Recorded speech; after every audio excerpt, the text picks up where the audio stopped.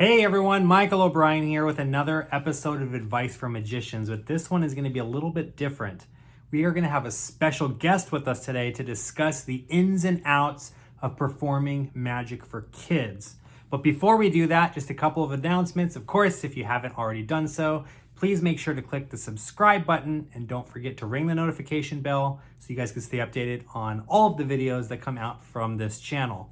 Also, this channel is sponsored by you. If you guys would like to help support the channel for just $1 a month, you can click the join button and become a member. Members, of course, get access to tutorials, early access videos, emojis, badges, and a bunch of other stuff. And you guys have been coming in clutch because there has been so many new members. Normally I do 3 shout outs a video, but in this video and the next few, probably I'm gonna have to double that, because you guys, like I said, have been freaking awesome. So let's welcome our newest Mob Squad members. Ladies and gentlemen, we have Oscar Malley, Tom Tucker, Ruben Lai, Danny Crook, Gaffman, and Ryan Winkle. Thank you guys so much for supporting the channel. It really means a lot.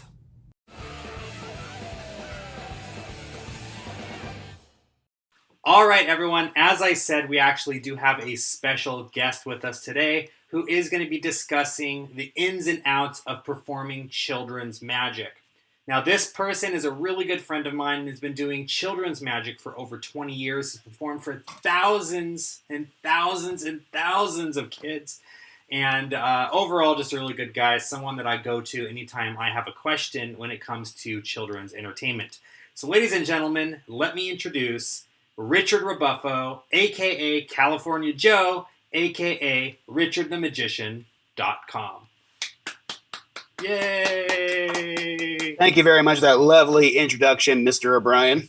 Thank you for being appreciate here, it. So, all right. Yeah, so okay, let's go ahead and hop right into it. If anybody watching this video has any questions for Richard along the way, please feel free to go ahead and leave a comment in the comment section below. I know Richard checks out my channel periodically because he loves seeing this beautiful face that he misses since we haven't gotten to hang out. I stalk him in a long time. And also, I kind of got my little scrufflies going. Not quite as rufflies as Richard's is, but it's my pandemic beard. Yeah. So, and also, if you guys are enjoying these special guest lectures, please let me know as well. I'd love to know. That way I can make sure to invite even more people on the channel just like Richard. So, before we jump into the topic at hand, Richard, can you do me a favor, do us all a favor, and kind of give us a little bit of a background into how you kind of got started into magic in the first place? Oh, I got started in the magic a little later than most other people got started in the magic. You talk to other magicians, they got their magic kit when they were 5 for Christmas or something, and they fell in love and been magicians ever since.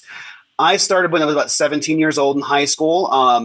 I went to this flea market near my girlfriend's house at the time. We would go there and shop around, and I saw this hole-in-the-wall magic shop called Mr. A's Magic in West Palm Beach, Florida. That's where I'm from, in Florida. And I went in. I never, up until that point, I've seen some magic shows, growing up. I saw a couple of magic shows, but that was it. Maybe 3 magic shows total. And I went in, bought a magic trick, thought it was really cool, went back the following week, bought another magic trick, and did that for about 4 or 5 consecutive weeks, till finally the owner said, why don't I sell you a book instead? You'll learn way more magic, and it costs just as much as one of these magic tricks costs. So he sold me my first copy of the Mark Wilson Complete Course in Magic, which I still have. You can see it's well used, right? I still refer back to this wonderful, wonderful book. And he said, come back, after you learn a few tricks out of it, and we'll go over them together. So, of course, the following week I went back, and I said, I read the book. He's like, you read the book? I read the book. I need sponges. I need rope. I need cups, and so on and so forth, everything else. I'm like, I need all these things. And he saw how excited I was. And so he invited me to my very first magic meeting. And we went to the magic meeting. I went to my very first magic meeting at my very first ring meeting. and it was a lecture. So my very first magic meeting after being in magic for maybe 2 months was Chad Long, was my very first lecture. And if you don't know who Chad Long is, you are doing yourself a disservice. You need to look up Chad Long after you watch this video. Go look up Chad Long. He is by far one of the most skilled sleight of hand and funny magicians I've ever seen. And he still is 20 years later. And I was blown away. Like, I did not know that's what magic can be, because I've only ever saw kids stuff growing up. I never saw that kind of sleight of hand before.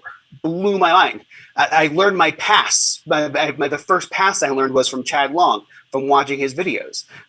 So a couple months later, we had another lecturer come to the club, and it was J. Scott Barry. So within the first 6 months of me doing magic, I had 2 lectures, Chad Long and J. Scott Barry. Needless to say, I was kind of hooked on doing this magic thing after that. It was a pretty good experience. Very cool. So, all right, so we talked about how Richard got into magic. Now, at what point did you decide, I kind of want to focus maybe on doing kids' magic shows versus, doing like theater performances or shows for adults or whatever like that? Yeah. So the dirty secret is it's all the same thing. Right. It really is all the same thing. When I was younger, and I decided I want to do like real magic. I want to have like a stage show. We're talking like maybe a couple years into me actually doing, being part of the community. One of the guys from the community, Larry Taylor is his name. He's still alive. You have to specify that. One was 20 years ago. You know how these magic clubs are. Still alive. Still in Florida. And he told me when I said I want to have a stage show, he said, well, first you have to have a good kids show. And I didn't know what he meant by that. He just said, start doing kids shows and you'll have a good stage show. And so I'm like, well, this guy's been doing it forever. He actually trained with Slidini. So maybe he knows what he's talking about.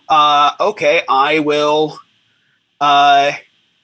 start doing kids shows. And so I did. I did my very first kids show. It was terrible. I almost cried when I left. I was so embarrassed. It was bad, dude. It was really bad. I was only paid $25. I was like 19. I didn't know what I was doing. And I'm like, I never want to do that again.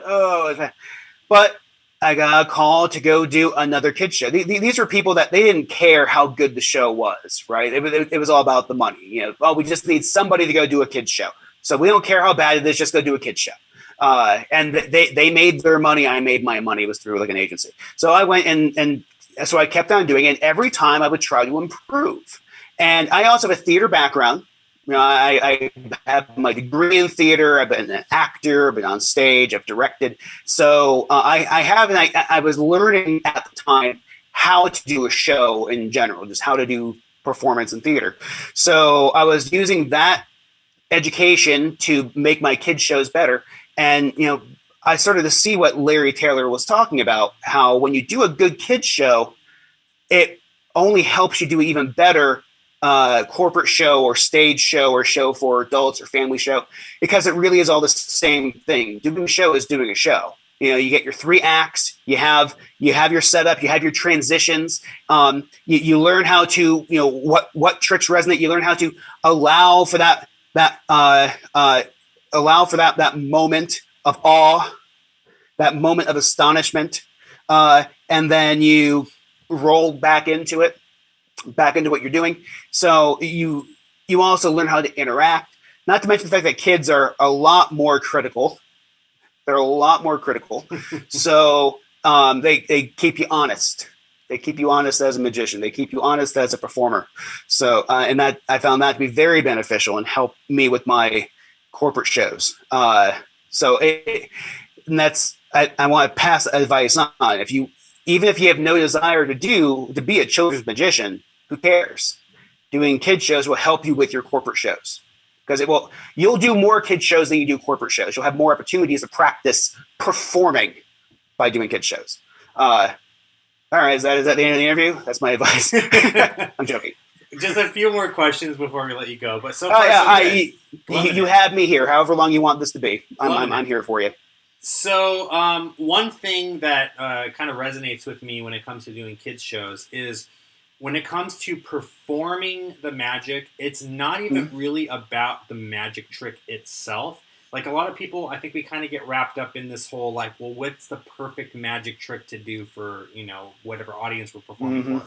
When it comes to children's shows, what I have learned at least is that it is more about actually performing. You can do something as simple as like a chop cut, put the ball in your pocket, snap, it's back under the cup. And you can do that like 30 times and make it entertaining for the kids as long as you know how to perform for them. So the question here is, what is your advice for kind of learning how to get into the kids' heads and actually making a magic show entertaining for children? And then after that, we'll kind of talk about how to pick out the tricks that you want and all that stuff. Good, very good. Yeah. The nice thing about performing for kids is it's actually very systematic. There really are methods that work. They say, oh well, there is no one right way. When it comes to doing kids shows, the nice thing is there is a right way to do it. And so once you know that right way, you just keep doing it like that, and you're fine. You're good to go. Children's psychology, learning just a little bit about children's psychology, and learning how educators teach children will help you be a better children's performer. It's far less scary. So, as Michael was suggesting, kids crave repetition. They love repetition. So when you're performing for children, it's okay. How we say, oh, you perform it once, it's magic. You perform it the second time, it's a lesson. Throw that out the window. That doesn't apply to doing kids shows. That doesn't apply to children.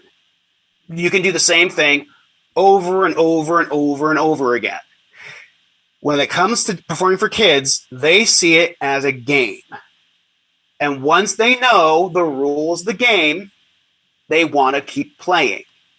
So if they know, if you take a coin, right? If you have a coin and I hold it over here, you tell the child, wiggle their finger and say the magic words, the coin's going to disappear and come back out your elbow. They freak out, and now the child next to them wants to wiggle their finger and say the magic word. They all want their turn. Here's the secret. Kids don't want to watch a magic show. They want to be in a magic show. One of the key differences between performing for children and performing for adults is that kids already believe in magic. You don't have to convince them. When you do a show for adults, you spend half the show convincing them what you're doing is real, right? You have to have all these little convincers that say, look, my magic show, the magic is real. You're trying to get them to buy into the illusion. You have to get them to suspend their disbelief. As in theater, that's what we have, that willing suspension of disbelief, which means you go into it knowing, the audience comes in knowing that it's fake, but they're going to buy into it and pretend that it's real for the sake of the entertainment. Just like if you go to the movies or something. The dinosaurs aren't real, but boy, is it sure fun to watch them run around on screen, right? It's the same thing when they go to watch a magic show. And sometimes with adults, you have to try extra hard to get them to buy into it, because magic, adults can be kind of apprehensive and abrasive when it comes to magic for reasons, I guess. That barrier doesn't exist with children. They already believe the magic is real. So think about what you would end your magic show with for adults. Think about what your closer is and start with that. Because by the end of your corporate show, your show for adults, I was going to say your adult show. Magic Mike. That's a different website. That's my other site. Yeah. The magic over here. So by the end of that show, that's where you have your big finish, because you spent all that time building the audience up to this big moment. Great. If you had to start the show with that, where would you take it? And that's where kids shows, to me, are very exciting. Yeah, it's really cool. It's Like one thing that I've learned, it's exactly like what you said with the repetition thing. Like, so for my opener, I'll almost always do sponge balls, whether it be an adult show or a kids show. It's interactive. You know, they can see it. Mhm. It's very visual magic. I get to a moment where I pull the ball out of like the child's ear, and I'll do like the never-ending, balls. Excuse me, sorry. There we go. Mhm. I'll do like the never-ending ball gag, right? And every single Ball gag. kid, Adult show. yeah, right. Every single kid. Brett's probably watching this. He's like, I do that trick too. Every single kid wants the ball to come out of their ear, right? So it's like, okay, you have a ball in your ear, and now you have a ball in your ear, and now you have a ball. Like, oh, your ear is a little dirty. I don't know if I want to touch it. Okay, I'll get a ball out of your ear. And you kind of do this, and all the kids kind of joke around, and you make fun with it. And you're absolutely right. Like when you do for like adult magic, you're more worried about concealing the ball. You're more worried about the sleight of hand. You're more worried about, does this hand look more natural than this hand does? Like all the technical aspect of it. And when it comes to the kids, that's why so many children's entertainers will, and we'll talk about this in a second, but so many children's entertainers will invest in gadgets, the hippity hop rabbits or like mirror boxes, because it's more about what kind of spectacle you can create for the kids. So I guess we can transition now into what are some, when you're sitting down to create and put together a kids show, like what goes through your mind as far as like this trick will work better than this one, or like how do you kind of build your act around a kids magic show?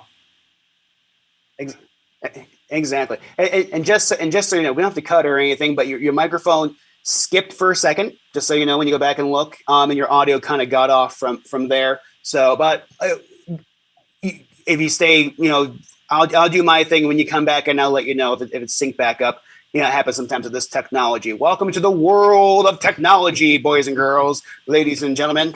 I'm just going to keep on continuing. So, choosing how to choose your effects. It needs to be interactive. The kids need to think they're the ones doing the magic. There has to be some sort of participation. Tricks where you can have the entire audience participate. We were talking about that repetition. As you can see, you don't need to have that many magic tricks in I have maybe 6 magic tricks that I do in a 30-minute magic show. I might throw a couple more in there for a 45-minute magic show and make the interactions a little bit longer. A couple of quick things, like I have an appearing shovel, and I have a couple of other gags I do at the very beginning of the show. But otherwise, because you have that repetition, and every kid wants to have their turn, and every parent wants their kid to have their turn, they'll sit there and wait for their turn. So if you have 30 kids, now you don't want to necessarily go up to all the kids and take your time with each kid. When I'm doing, I'll show you this in a second. So when I start the show, I say, magic shows cost money. You got to have money. You all have your money with you. And they're like, I don't have any money. Except the one kid that's like, I have $100 in my bank account. And I'm like, oh, that's nice.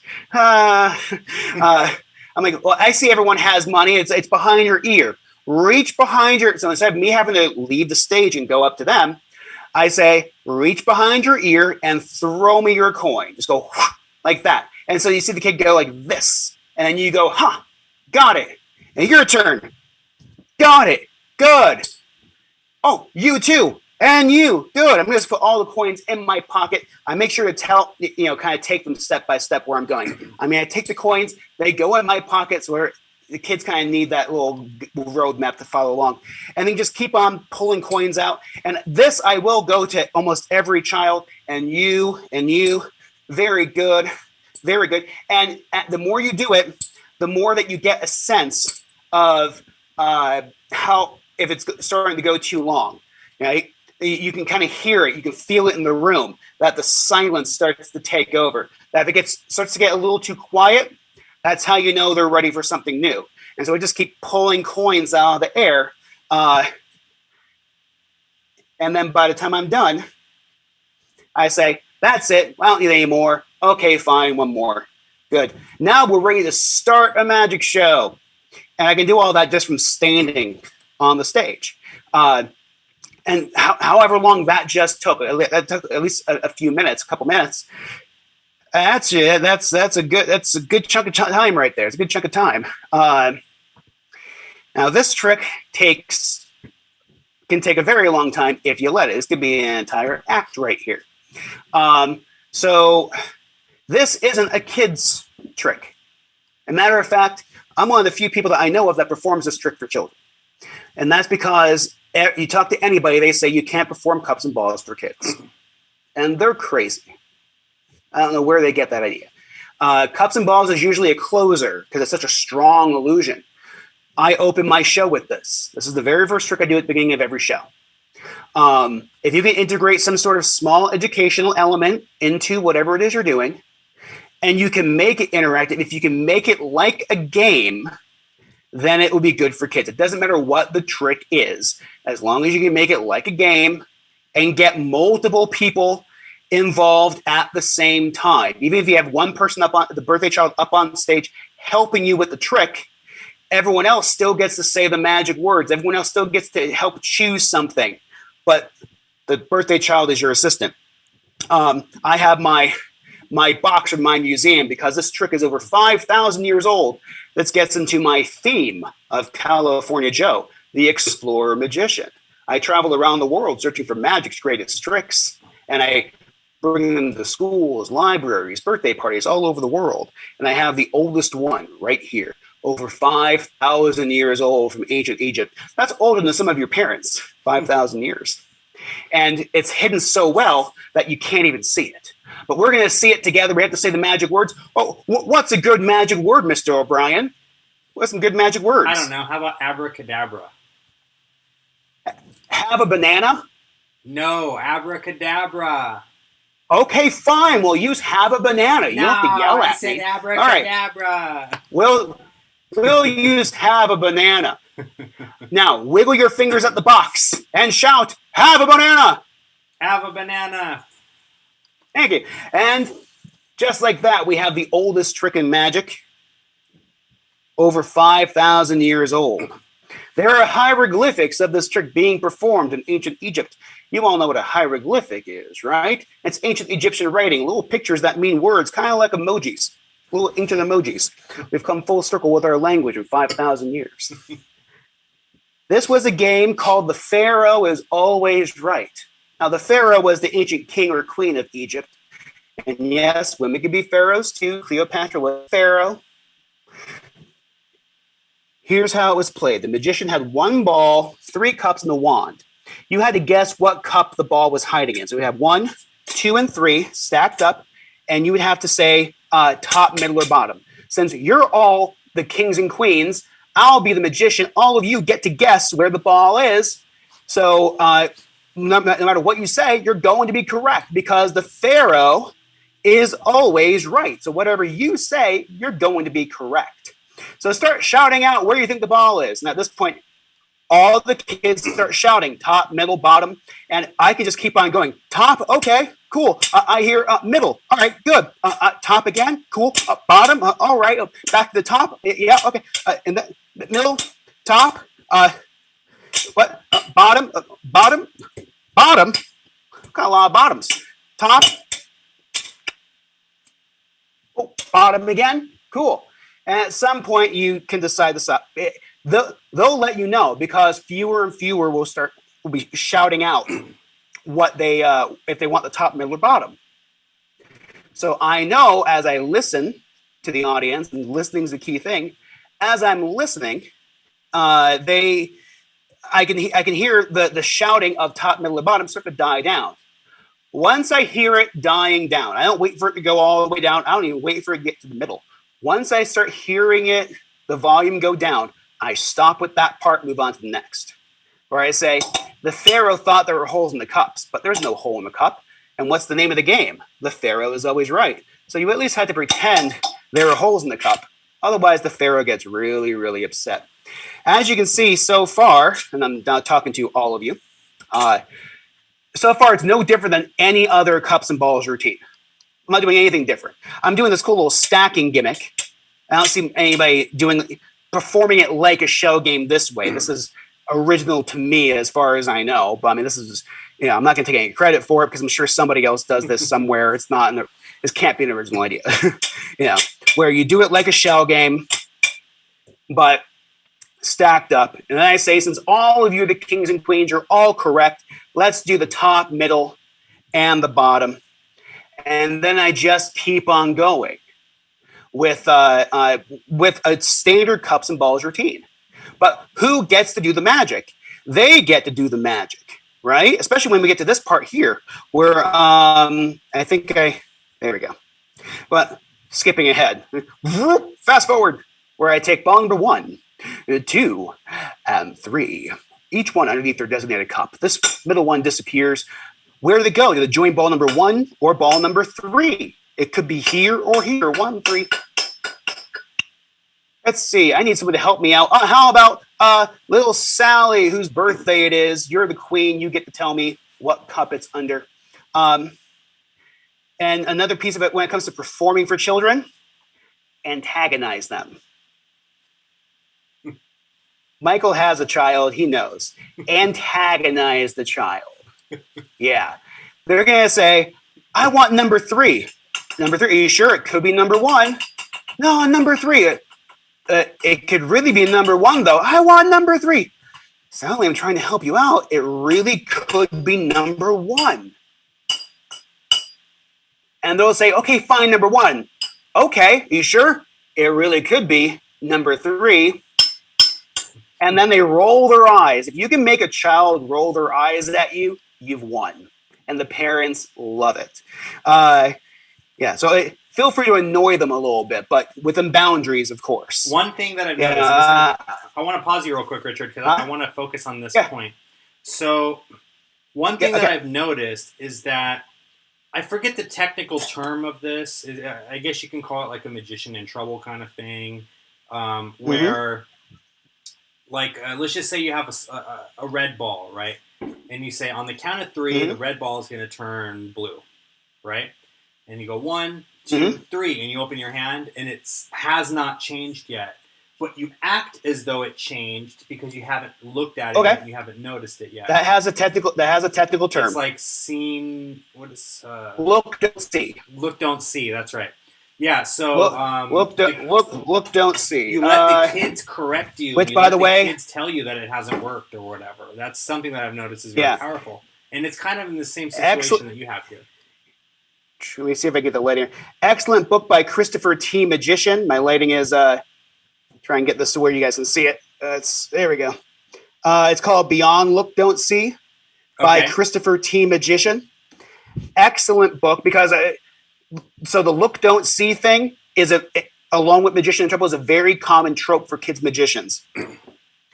His is beyond look, don't see. So it kind of takes you beyond that whole. It takes the idea, but then it explores it more. And he has a whole book on it. It's a fantastic book. Christopher T. Magician, Beyond Look, Don't See. If you guys haven't heard of Christopher T. Magician, by the way, he is an excellent children's performer. My gosh, he's amazing. You should be interviewing him.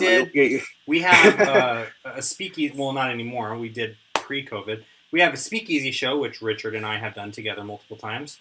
And he came out and he did at like a 21 and over only event, essentially children's magic. But he did his kids act, killed. He pretty much did his kids show, but he did it for the adults in the room, and it killed. So it's not. It goes to show it isn't even really the material itself, because a lot of magicians think like, oh well, if I'm doing kids show, I can only do like the classic kids tricks like the hippity hop rabbits and. Which is a fantastic trick, by the way. People poo-poo it. It's a good trick. I am not saying it's not a good trick, but what I'm saying is that a lot of magicians. I just want to throw that out there. Go on. Perform those types of things, and like so far, the 2 magic effects that you just showed us that you do in kids shows were coin magic and cups and balls, and a lot of the time, all we have to do is just take the tricks that we already know. And retheme them, and repackage them, and rework them for doing, like a children's magic show. So, like for example, precisely. I do like a card trick, right? But like kids don't know what like a three of clubs is. They don't know what an ace of spades is, but they know who Pikachu is. So I can do that same card trick that I already Love this know trick. and just do it with Pokemon cards and come up with a cute little Pokemon story, and maybe the magic word is got, Pikachu, I choose you, or whatever. And now you've just, Happy birthday, Johnny! Woo! yeah, now you've just done a children's magic version of like a card to pocket, or like an ambitious card, or like a card impossible location type of thing.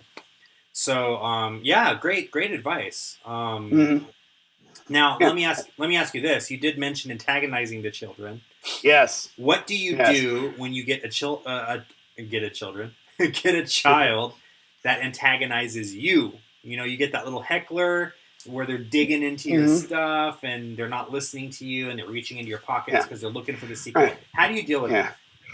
All right. So maintenance, right? That show logistics. Nobody rummages through my stuff anymore. Nobody reaches into my pockets. Nobody reaches into my bag. I'm left-handed. Everything is over here. The child stands over here. They're not getting to my bag. I have all my magic right now. It's all in front of me in a cart. So when I'm done with the show, after I'm done with the trick, it goes back into its box in the cart. Once the show is over, I close the boxes, lift up the handle, and I'm out. Everything is put away. And if I have to leave it, I'll put a sheet over it and put some bungee cords around. So that way nobody's trying to dig through. If I have to walk away from it at a birthday party or something to go find mom because I need my check, right? Get paid before the show. It's a lot easier that way. But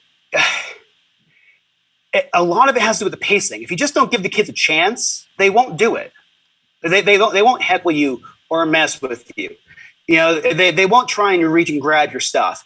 If you just don't when I say don't let them, I don't mean no, stop. I mean, just don't give them the opportunity to do it because the show is so fast paced. And this is where it gets into what is difficult about doing kids shows. We haven't talked about that. The difficult thing, if you notice me, and the second I get all my garb on, my California Joe Explorer outfit, I have other shirts that I wear. I try to still emulate a magician. I wear a hat, a vest, and I have a button-down shirt that I wear for a lot of my shows, especially school shows and stuff. So it's still very magician-esque. I have my bag that magicians carry, and I'm very much a magician, just look a little different with different colors. So the big difference is energy, and this is where it can get really, really hard. The real secret. So I mentioned a couple of secrets. The other things are more like scientific method. If you do those things, if you have repetition, if you make things into a game, you understand that kids want to be in a magic show instead of watch a magic show. They already believe in magic, so you don't have to worry about that. What makes a show really successful is energy. You have to at the very least, match their energy, and that's hard. If you're having a bad day, you have no idea how difficult this is for me right now. I was up all night long because around midnight, I'm like, I'm going to watch an episode of Smallville on Hulu and then go to bed. An entire season later, around 6 a.m., I'm like, oh, shoot, I have a thing in the morning. I should try and go to sleep. And now I'm trying to sleep, but I'm like, oh, Lex Luthor, bastard. So now I can't fall asleep. I finally fell asleep around 9 a.m. because I was up all night watching Smallville, even though I knew I had an interview today. What's wrong with us, right? It's because none of us have a sense of time anymore, but we will again soon, right? If this was at 9 o'clock in the morning, I obviously would have shut the TV off sooner. But I'm like, you know what? I can wake up at noon and come do this. And in my energy, when I first came over to turn everything on, I'm like, ugh. But the second the camera came on, here's California Joe. And once the camera's off, I'm probably going to pass out because I'm so used to channeling the energy, and that takes time. It takes practice. It takes experience. You can't do it on your first try. You have to literally fake it. There is a very, very tiny difference between pretending to have lots of energy and having lots of energy, right? There's a very small, tiny difference. almost the point where you can't even tell the difference between the two. Pretending to have energy and having lots of energy. So it's the same thing, really. Yeah, and you have to force it if you need to. But by God, have energy. Keep the show fast pace, but don't rush. These are the hard things to figure out: the pacing, right? The timing. But if you have that energy, especially if you can match it, I have this energy right now, and there's no kids here for me to perform for. How do I do it? Because I've done literally thousands of these things. It should be easy for me. If it wasn't easy for me to conjure up energy after doing thousands of shows, I'd be a terrible magician. So, it's you don't have to try and match my energy right now. Do your best to match their energy, their excitement, and they will then go along with you. You kind of have to let them lead a little bit. Kids like to be in charge. They love when an adult is in trouble. They love when an adult comes down to their level. But they also need structure. They need rules. They need to know what can happen in this fake world you've created, what can't happen in this fake world that you've created. You have to set limitations for yourself. Can you make my mom's car disappear? No, I can't, because you see, I need my magic wand to make things disappear, and I can only make something disappear about the size of this tennis ball. So, to make the car disappear, I need a magic wand the size of the house, and I can't hold that. That's a limitation you've set for yourself, and the kids will go, "Oh, okay, that's logical. That makes sense." Kids are very, very logical. So if you have these limitations, if you set these rules, and the kids will play along and follow along. You won't have to worry about those things that you were talking about, of them going through your stuff. But you discover these things as you do it. You have to try it and fail. Get embarrassed, go home and cry. The little kid kept making fun of me. He wouldn't shut up. I was so mad. I felt like a giant, 10-year-old after my first magic show. I was very upset. Because kids can make fun of me. No, stupid kids. I hate them. If you get kids that are shouting and heckling,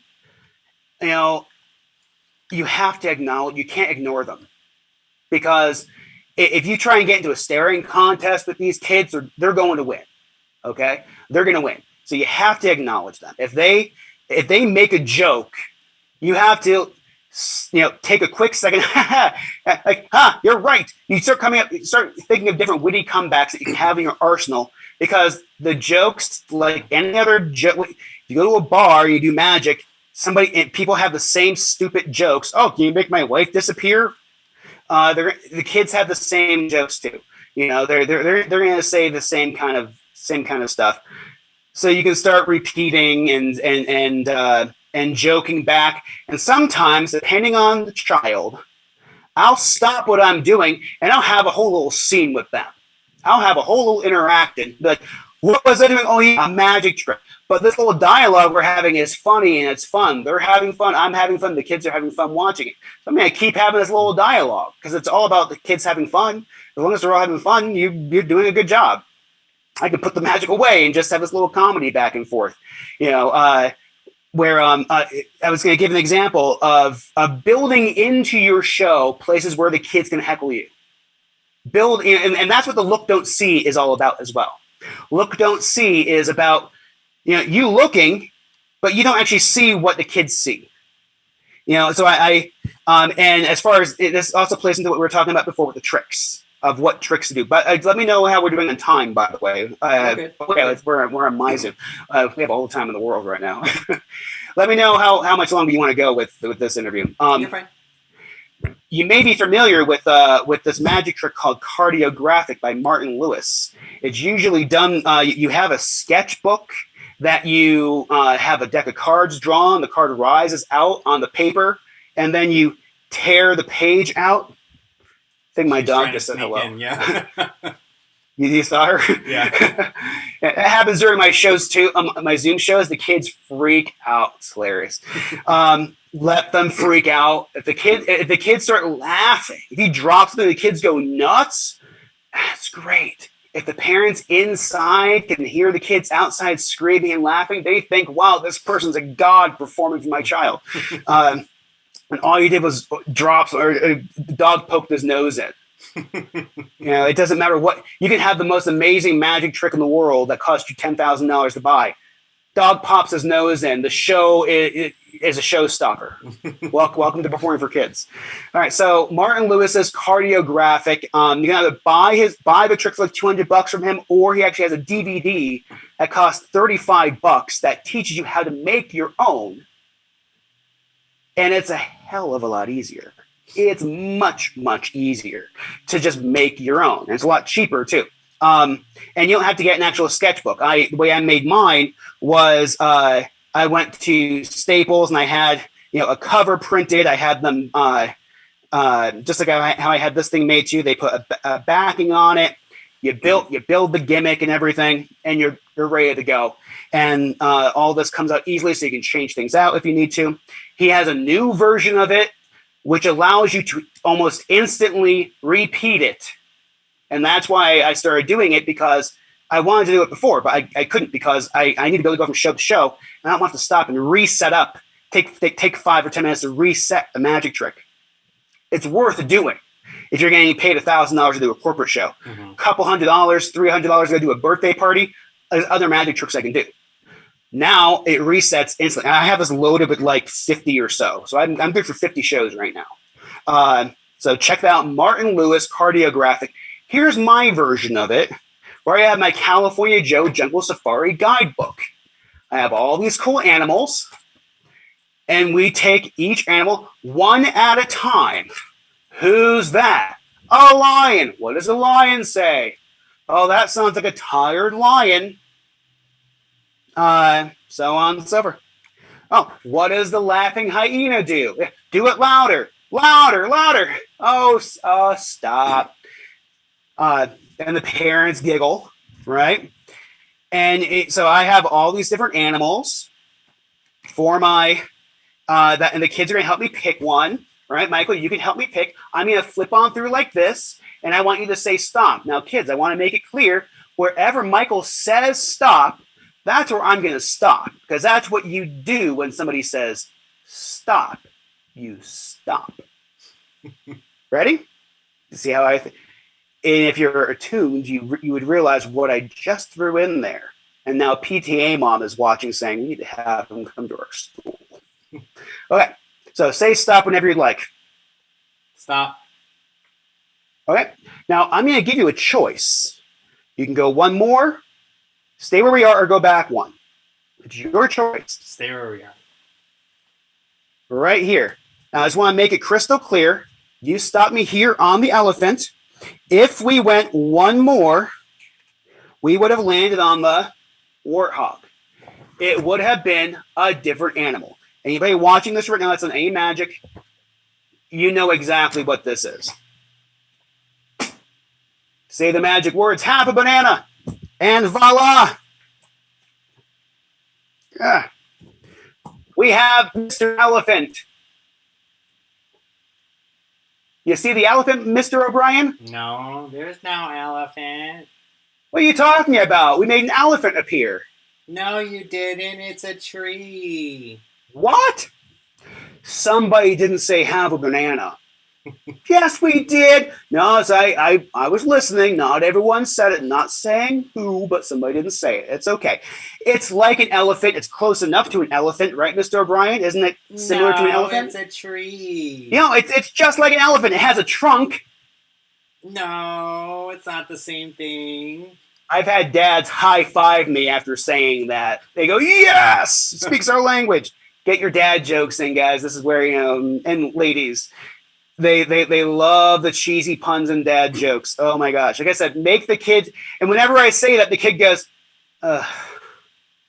If you can make the kid give that pun grunt or roll their eyes, the adults love it. They go, ugh. This guy's a bigger child than me. And so they wiggle their fingers and they say, come out, Mr. Elbow. I have them do their best elephant impression. And here's why I chose an elephant, because I can teach them an elephant impression. I happen to do an elephant pretty well, especially when you have a microphone in an auditorium or so, fills the room. So, you play to your strengths, right? We say, come out, Mr. Elephant. The elephant comes out, and it's magic. The elephant's behind the tree. And now I can come up to the kid and say, here you go. I didn't plan on performing this. I didn't have it set up yet. It's okay. You don't have to tear it out. I'm sure everyone in my audience knows about it. No, it's okay. I just didn't have this ready to go. All right. So let me close this one more time. All right. So we can all see. This is going on YouTube, so I'm not giving away any secrets or anything. So we have our Mr. Elephant, right? You see him right here. I say, would you like to take the elephant home with you? Of course you would. And I take the elephant, and you can tear out the page. This is for anybody that hasn't seen cardiographic. This is what it looks like. And then you can tear the page out, give it to them, autograph it first when you slap your website on there, hand it to them, let them keep it. This is taking a trick that is performed for adults. I've never seen another kids perform. I mean, I've seen kids performers perform cardiographic as written with the playing card and the deck of cards. Where it's a deck of cards drawn, a playing card pops out. But I haven't seen it. I have to remind myself, this is going YouTube for the public, so I can't give away any secrets. I almost did.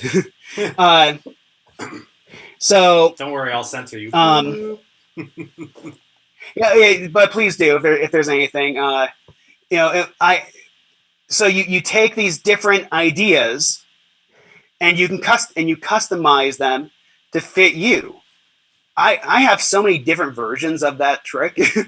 Whether it's for adults, kids, or whatever the situation, I have different versions of it because. The idea of something appearing and you can tear it, let them keep something from it. Oh, it's amazing.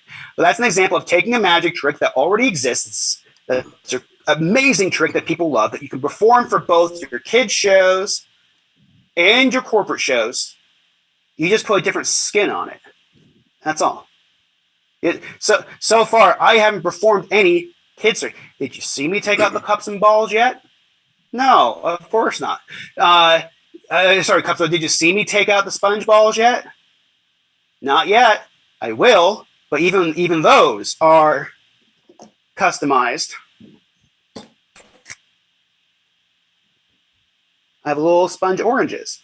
Now I have to look up where I got to get her name. She's a wonderful lady from the UK that makes these. Look how pretty that is, right? And I get these awesome sponge oranges because I live in Orange County, California. So I want to talk about where we're from, how you need to hold these oranges if you're going to make freshly squeezed orange juice. And I can do my regular routine, same routine as always, but now we're going to squeeze, make some orange juice. So if you want, you can make some orange juice up here. You have options. Once you start letting the ball roll, I also have a banana. Remember we were doing have a banana? I have a special callback at the end involving that. You let the kids in on the joke, and then you do the joke. Now, it looks like a lot of work. This is all relatively new. I didn't have any of this customized stuff. I wasn't California Joe till 5 years ago.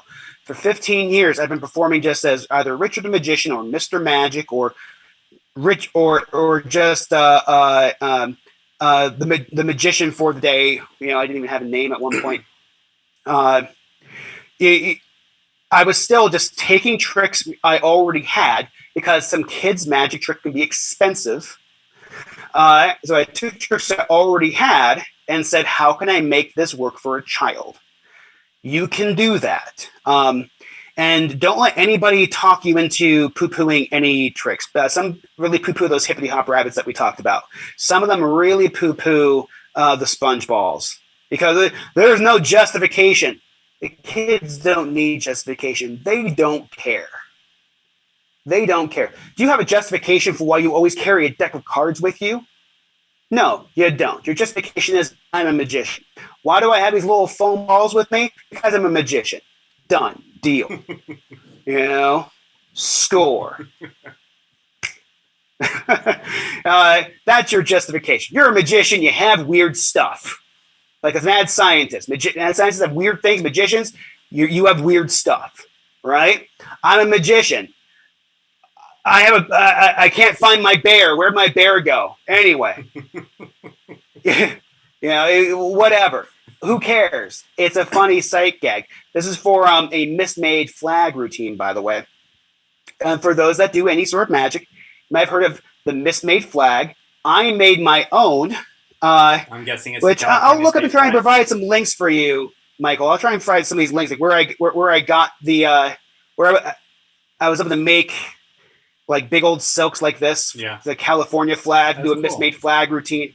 It was like $50 per printed silk, and then getting everything else made to do the effect. And I'm guessing you have another one that doesn't have the bear on it. Well, no. This is on YouTube for the public. The bear disappears and goes in my back. Oh, I see. Okay. Watching you. You see? Yeah. It's like you have a kid in the audience. He has another one. No, it disappeared. No, it didn't. Yes, it did. Yeah. You see? Okay, I'll bring it back. And then you can show the bag empty. Right? That's a special magic bag. Like, no, it's not.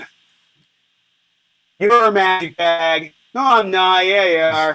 You have a special magic bag. No, I don't. Yes, you do. You argue with the kids like that. Again, back to the antagonizing. You argue with them like they're 10. You have to watch. I almost said you're a bag. And I almost said you're special. You have to watch what you say, right? You got to be cognizant of who you're talking to. You can talk to them like you're 10. Just remember, you're not 10. Don't fall into that trap. I've seen people do it. I've done it where I took it a step too far because I just got so into it and so into the character that I forgot who I was and who I was talking to. That happens. So if I was to break this down. For you to try and make it a little bit simple, because we talked about a lot of stuff. I showed you a bunch of things, kind of performed a couple things for you. Kids want to be in a magic show. They don't want to just watch a magic show.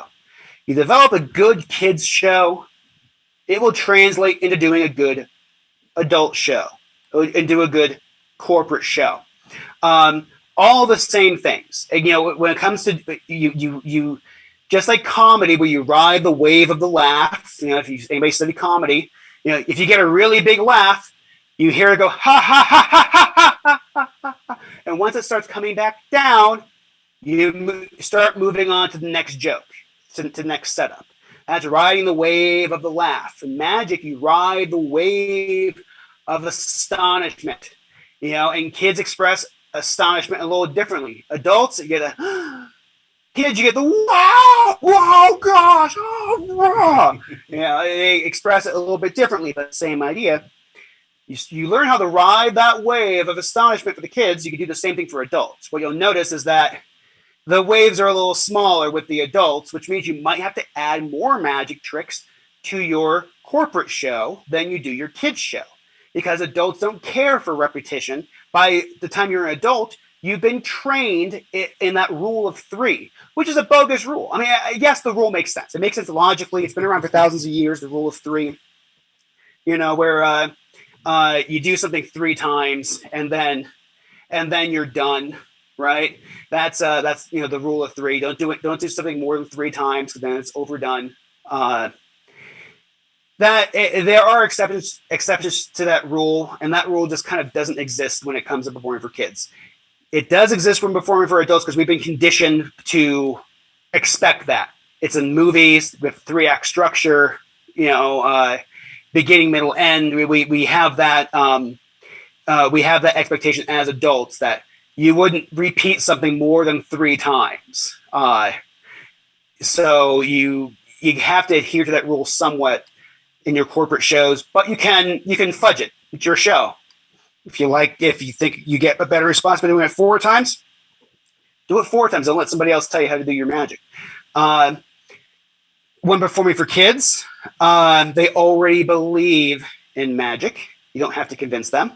One thing I try to remind myself before every show is that the little girl I'm about to go perform for just got done riding around the playground on her magic pink dragon, and that was real to her. Mm-hmm. I'm going to go do a card trick? How do I compete with her imagination? Your competition is not other magicians. Michael's not my competition. It's no competition. Come on. It's not my competition. The child's imagination is your competition. That's what you're working against. They already have an idea in their head what magic is. If you don't live up to that expectation of what magic is, then you're in trouble. Then you're a fraud. You know how in magic, if you accidentally show the secret, we call that flashing.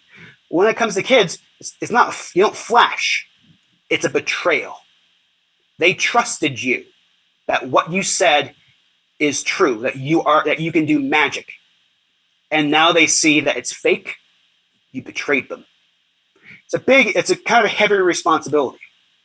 And to add to your burden, those that want to perform for kids, with the reality of it.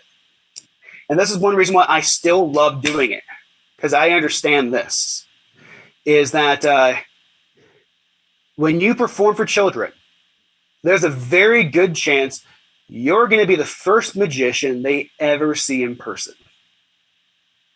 You're going to be the first one a lot of these kids are ever going to see in person. And that's a big responsibility. It's a responsibility for you. It's a responsibility for the entire industry, because that child is going to set their opinion of what magic is and what magicians are based on your show for the rest of their lives. Their opinion about magic is going to be set. And that's going to be on you when you go to perform for kids. It's a heavy responsibility when you really think about it. So if you want to perform in order to make your corporate show better, great. I encourage you to do it.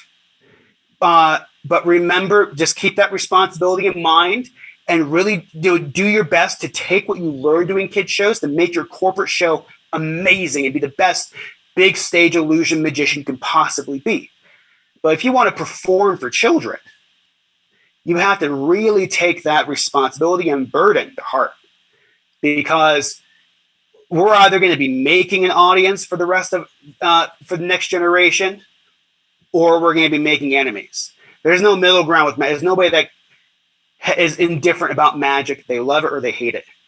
And a lot of times they hate it because some magician who performs at the comedy clubs and the bars came to do their friend's son's bar mitzvah. It was the first time the kid ever saw a magician, and that magician was used to being a jerk and making fun of and belittling the audience because it's so funny to act like one of these insult comics, ha ha ha. And they embarrass the kid, and now that kid hates magic for the rest of his life. When that child someday is a CEO of a company, think they want a magician at their corporate function? Probably not. Now, yes, minds can change, hearts can change. Let's face it, what's cemented in us as children tend to stick with us for a while. So you're the first impression. You have to be a good one. No matter what level you want to do this, you got to be a good first impression.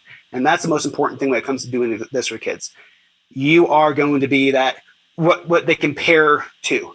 Now, if that means your show isn't as good as the next magicians, if the next magician is a better magician, cool.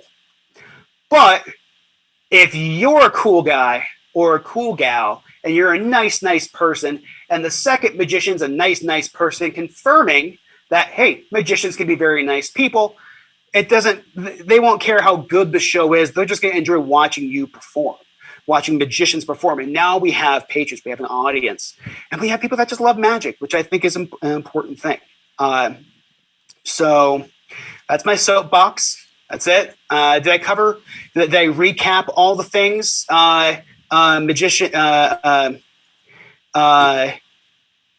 We talked about competing against their imagination. They already believe in magic. You don't have to convince them. They You have this heavy responsibility. If you choose to pursue children's magic as being the first contact, the first example of what a magician is for these kids, setting it for the rest of their lives. The gamification, turning things into a game. Look, don't see, where you can, which helps to antagonize the kids. Feel free to argue with them. You perform the coloring book trick. You can say, look at all these cool pictures. There's no pictures, it's blank. What are you talking about? It's full of pictures. No, it's not. Yes, it is. And they'll be like, no, it's not. And as long as you yell at them like a cartoon, if you're yelling if you're acting like a cartoon, it's cool. If you sound angry, it's over. It's done. You lost. You can't sound angry. That's the tip when you're antagonizing with the kids and you're arguing with the kids. You can't sound angry because then you completely lost. You lost that battle. But the war lives on. You have to sound like a giant 10-year-old. I immediately changed my voice. Yes, it does. No, yes, it does. And then I try and mimic them. I try to mimic their voices. And I also try to one-up them. If they're like, if there's no pictures, I'm going to mimic their voice. Yes, there is, but I'm going to say it a little bit louder. And then they're going to try and top you. Boom, boom, boom, boom, boom. And now we have the scene where the parents go, oh my gosh, this guy's amazing. Oh, take all my money, please. And now you have a cool business model. Have tricks that you can set up or reset pretty easily. And work on your, have a setup where you can set up and go, break down and leave. If you start doing kid shows, you'll find you'll start doing a lot of them back to back, having to leave one party, go to the next party. You'll learn your time management, which will help you also with all your other stuff. You'll learn how to charge.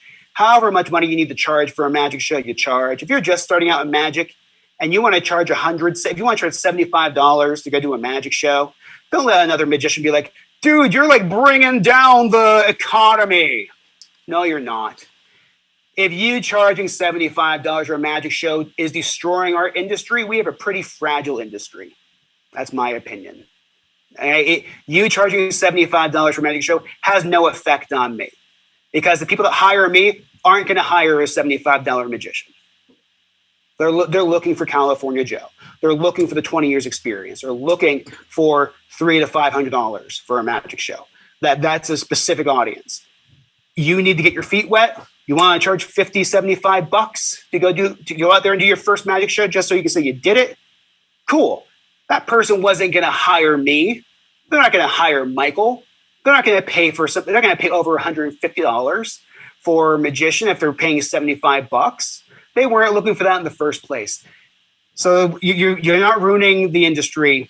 If you get your show to be where my show is, where Michael's show is, and you're still charging $75, I might have some words with you. But even still, you take care of yourself. You do what you got to do. Find a community. We have a great community here in Southern California. But you don't necessarily have to be in Southern California to be part of the community. You can find on Facebook and stuff. I'm part of a Facebook group called it's a SoCal Cadabra. It's a branch of the Cadabra International Kid Show organization. It's like the IBM, the International Brotherhood of Magician, or the American Society of American Magicians. Kidabra, K-I-D, not cadaver. Everyone thinks it's cadaver.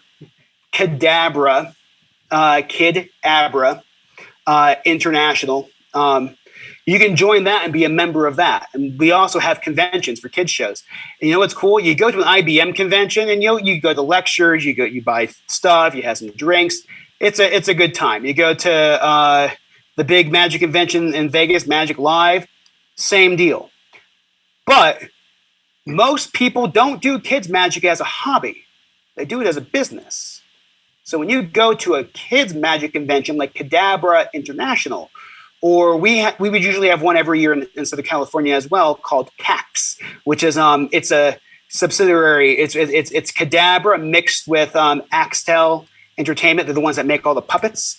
They work with Sesame Street. They work with Muppets. They do commercials, movies, Industrial Light. They make puppets for all these different things. Was it Jeff Dunham, the puppet, the ventriloquist? Mm-hmm. He makes their puppets. So they are the one of the biggest puppet designers. And if you need puppetry for anything, you go to these guys. So they put on this convention here in Southern California, which is a lot smaller. So it's CAX, which is Cadabra mixed with Axtel, CAX, KAX. You go to these conventions, and they're not just lectures on how to do magic tricks, which is cool.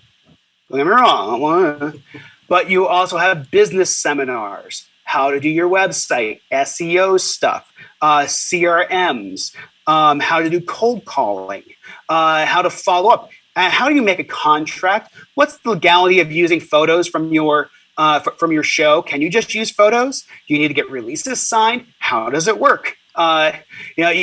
You have all. How do you deal with somebody goes on Twitter or on Yelp and leaves a bad review? How do you respond? They have seminars and lectures for that stuff, along with the stuff I'm teaching here, which is what you've probably been wanting for a long time: how to do an actual show, not just what. Here are some cool tricks to learn. I'm showing you how to do a magic show, an actual magic show, not just perform a couple of different tricks. I'm teaching you how to actually make a magic show and perform it for people. That's what you get when you go to these kids these kid entertainer conventions, as opposed to the other conventions, which they might have some of those things, but they're like maybe they'll have like one business seminar the entire weekend. Well, that is what CAX is and what Cadabra is. So you check those out too. Cadabra International. It's spelled like Kid Abra because it's cute. You also find on Facebook. I don't know if you have to be a member of the organization. It's like IBM. You have to join. It's like $50 a year, $75 a year. I forget how much it costs to be a member of the organization. But check it out. Those are some recommendations. And Michael, if there's any, when you go back and watch this and you see me rambling on and monologuing like I'm doing, which I am prone to do for reasons, then if I mention, hey, I'll send you a link to this or I'll tell you this, remind me, let me know, hey, can you send me a link to where you got like the silks or something, or can you tell me where you found those sponge oranges so I can get my own thing made or whatever, custom made. So I'll be happy to do all that.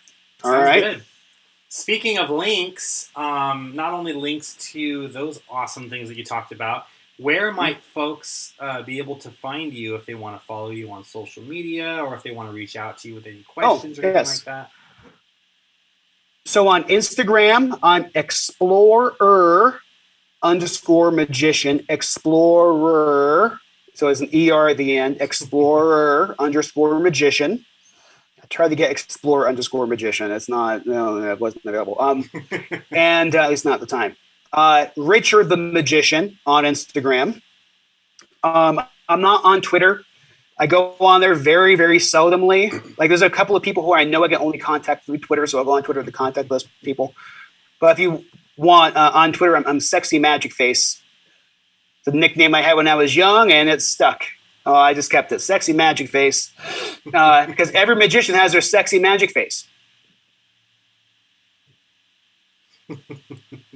Go back and watch your own shows. I guarantee, watch a video of your show. I guarantee at some point,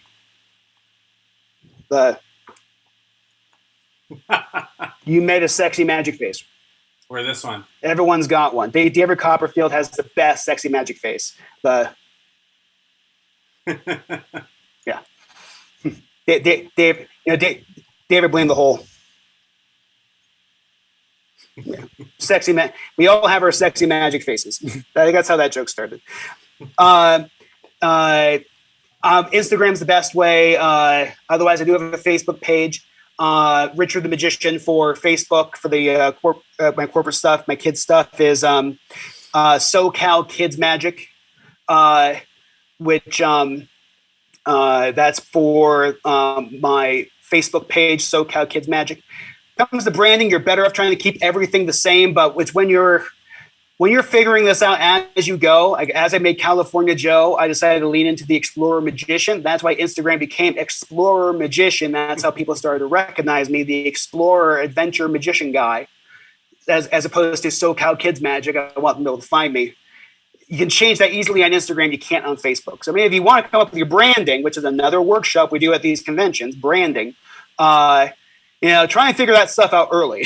So it's not all different like mine. And then my websites are also SoCalKidsMagic.com, SoCalKidsMagic, and RichardTheMagician.com. Instagram is probably the easiest way to reach stuff in the description. So if you guys Yeah. are not sure, just look at the No, description. remember You'll be it. able to find it. Make them work for it. You have to remember this stuff. Okay, I can't hand you things. What do you think this is? Or you have bootstraps. Pull yourself up. Nah, we'll give you links because it's better when people help like that. Throw that out there for the world. Go on. Anything else?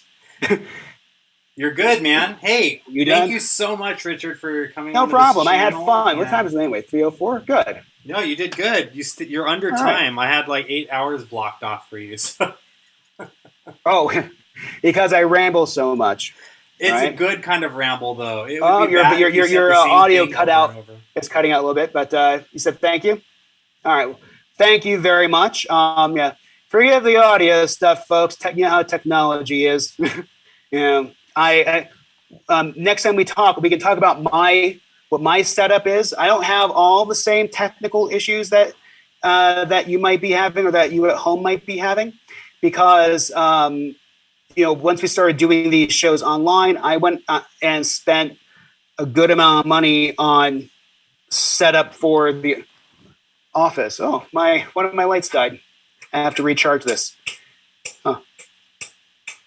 Oh, anyway, you can get lights like this that recharge. I shows you how many times I use it. They last hours and hours and hours. And we just been doing this for so long that this particular one died. It's portable and runs on battery. We'll do an episode talking we can talk about like, that Zoom stuff. shows and all that stuff.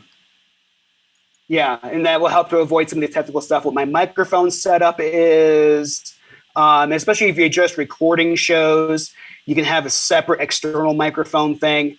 And what you want to spend money on first, we can talk about that stuff in a different video. So stay tuned. Make sure you like, comment, and subscribe to Michael O'Brien's YouTube channel.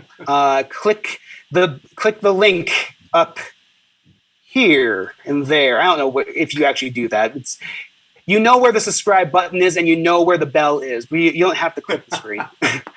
It's YouTube. You know where it is by now. Okay, just click that stuff, follow, and we'll do more of these things. All right, everyone. Well, thank you so much for watching this video. If you have not already done so, please make sure to click the subscribe button, and don't forget to ring that notification bell so that you guys will be alerted anytime I upload new videos. We're also going to be doing some really cool giveaways and some contests with prizes on this channel. If you would like a chance to enter and win a prize, please visit our community tab and check out our latest contest.